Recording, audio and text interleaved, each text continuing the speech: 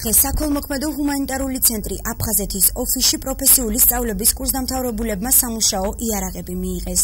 პროექტის ფარგლებში სულ 40 დევნილი სწავლების 4 თვიან კურსს გადიოდა და ეუფლებოდა სხვადასხვა სასურველ პროფესიას.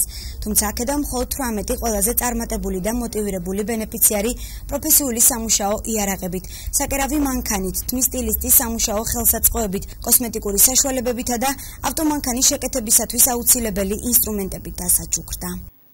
ცენტრი აფხაზეთი მესამე წელია სუგუჩი ახორციელებს პროექტს ზემოთა პროფესიული სწავლებისა და მომსახურების ცენტრი, რომელიც ითვალისწინებს დევნილთათვის პროფესიული სწავლების და უნარჩვევების განვითარებას. წელს პირველი ციკლის 40 ბენეფიციარმა მიიღო განათლება, მათგან 18 წარმატებული ბენეფიციარი გრანტის სახით მიიღებს სამუშაო ხელსაწყოებს.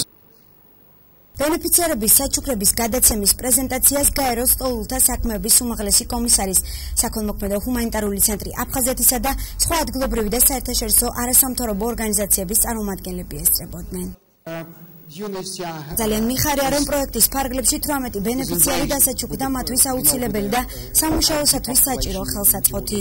ამ პროექტის მთავარი მიზანი სწორედ ეს იყო. ყველაზე წარმატებულ ბენეფიციარს მიიღო სამსახურის დასაწყებად აუცილებელი პროფესიული ინსტრუმენტი.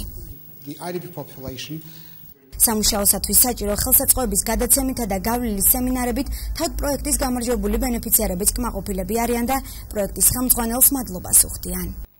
კმაყოფილი ვარ მე, რომ გადმომეცა დამიფინანსდა უბრალოდ პროექტი და უღმესი მადლობა ამ ცენტრის დამაარსებლებს და მე ვფიქრობ, რომ ეს ცენტრი უნდა არსებობდეს. პროექტი დევნილთა პროფესიული სწავლებისა და მომსახურების ცენტრი ხორციელდება გაეროს სტოლულთა საქმეების უმაღლესი კომისარისა და საქველმოქმედო ჰუმანიტარული ცენტრი აფხაზეთის მიერ ამერიკის შეერთებული შტატების სახელმწიფო დეპარტამენტის ფინანსური მხარდაჭერით.